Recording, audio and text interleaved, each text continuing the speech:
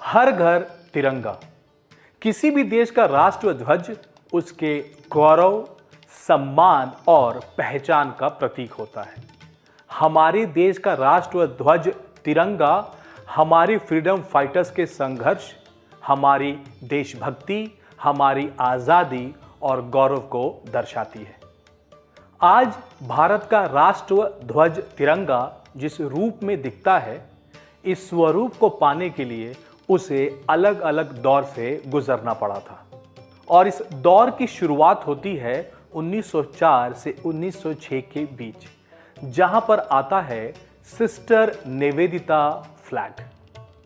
Sister Nivedita Irish यानी Ireland की थी और स्वामी विवेकानंद की शिष्या थी।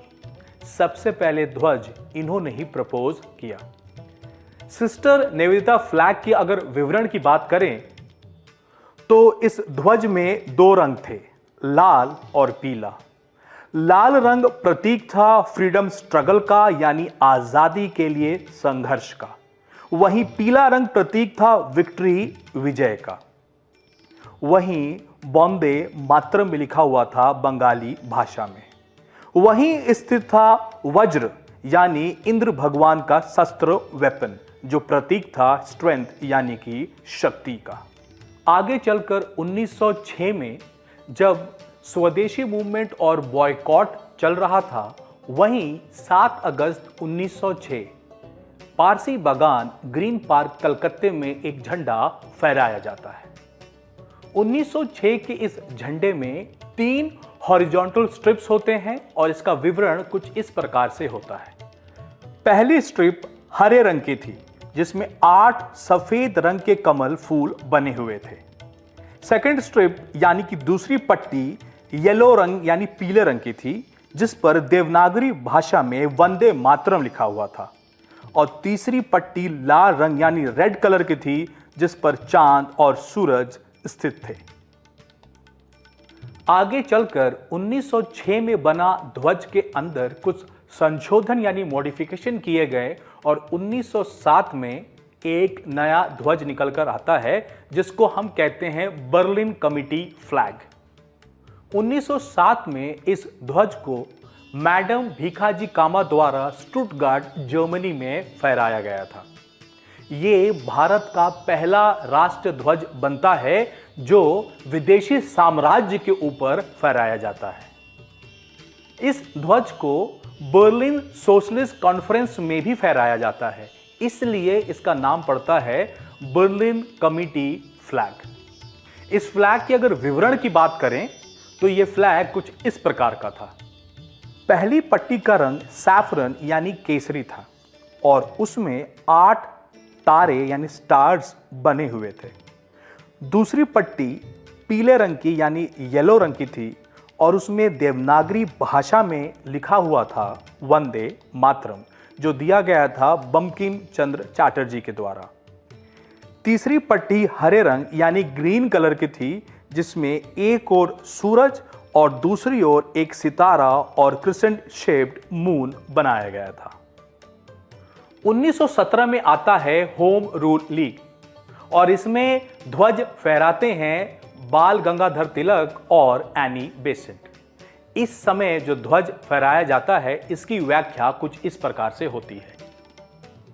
इस ध्वज में 5 लाल पट्टियां यानी 5 रेड स्ट्रिप्स और 4 हरी पट्टियां यानी कि 4 ग्रीन स्ट्रिप्स होते हैं, जिनका अरेंजमेंट ऑल्टरनेट तरीके से किया जाता है।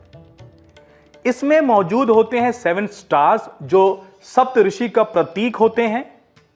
वहीं लेफ्ट टॉप कॉर्नर पर यूनियन जैक यानी ब्रिटिश का ध्वज होता है और राइट कॉर्नर के टॉप पे होता है एक स्टार क्रिसेंट मून के साथ। और इस ध्वज का प्रतीक होता है स्वराज, क्योंकि बाल गंगाधर तिलक जी ने कहा था कि स्वराज मेरा जन्मसिद्ध अधिकार है और मैं इसे लेकर रहूंगा। ध्वज का सफर आगे बढ़ता है और 1921 में होता है विजयवाड़ा कांग्रेस सेशन। यहां पर एक young freedom fighter Pingali Venkayya Mahatma Gandhi ji को एक ध्वज प्रस्तुत करते हैं और इस ध्वज का विवरण कुछ इस प्रकार से होता है।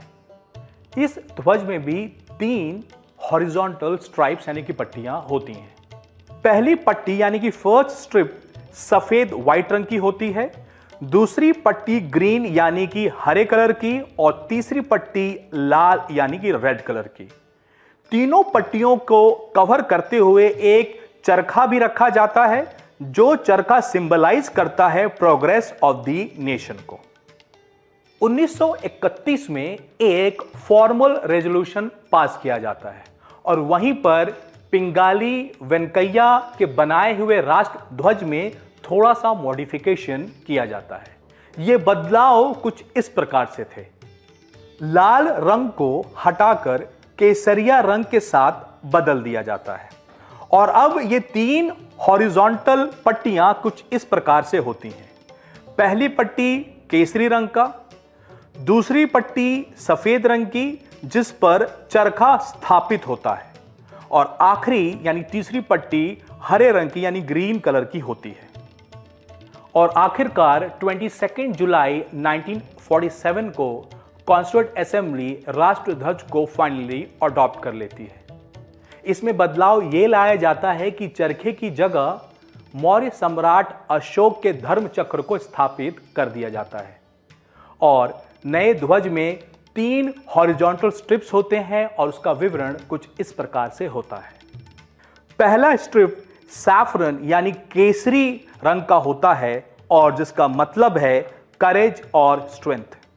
दूसरा स्ट्रिप व्हाइट रंग का होता है जो सिंबलाइज करता है पीस एंड ट्रुथ को। उसी के ऊपर स्थापित है अशोक चक्र जिसमें 24 स्पोक्स हैं और जो सिंबलाइज करता है कि जीवन गतिशील है। तीसरी और आखिरी पट्टी है ग्रीन कलर की जो सिंबलाइज करती है फेथ एंड ग्रोथ की। और हमारे राष्ट्र ध्वज का चौड़ाई और लंबाई का अनुपात यानी कि रेशियो 2:3 है। भारत में राष्ट्र ध्वज का 9 स्टैंडर्ड साइज कानून द्वारा निर्धारित किए गए हैं। वहीं ऑफिशियल नेशनल फ्लैग का साइज, उसका कलर, उसका पैटर्न, इन सारे स्पेसिफिकेशन की जिम्मेदारी ब्यूरो ऑफ इंडियन स्टैंडर्ड की है। आगे चलकर हमारे देश में आता है फ्लैग कोड ऑफ इंडिया 2002।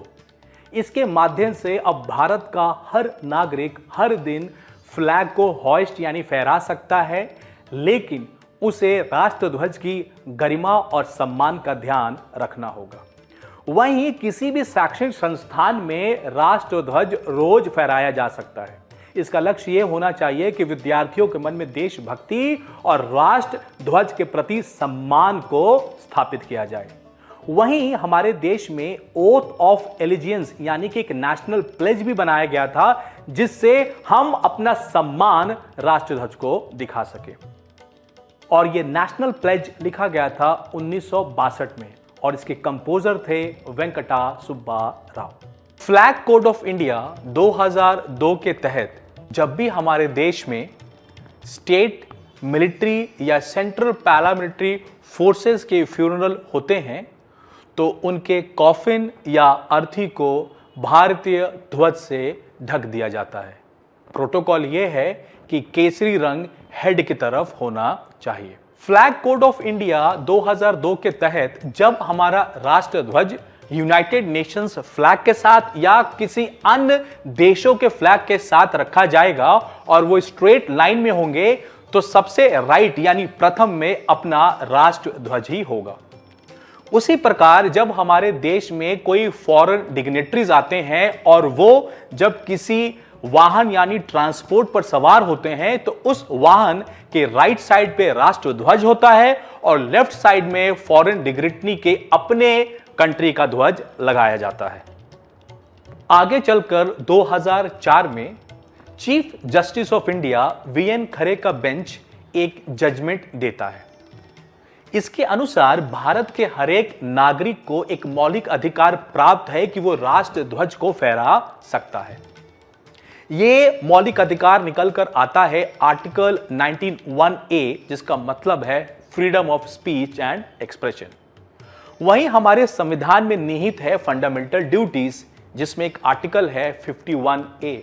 इसके तहत भारत के हरेक नागरिक को संविधान का पालन करना चाहिए और वहीं नेशनल एंथम और नेशनल फ्लैग यानी राष्ट्र ध्वज का सम्मान करना चाहिए।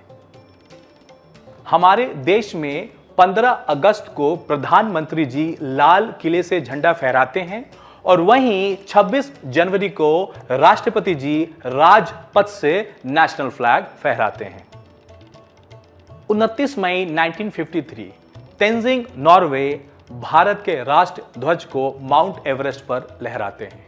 वहीं 1984 में राकेश शर्मा राष्ट्र ध्वज को स्पेस में लेकर जाते हैं।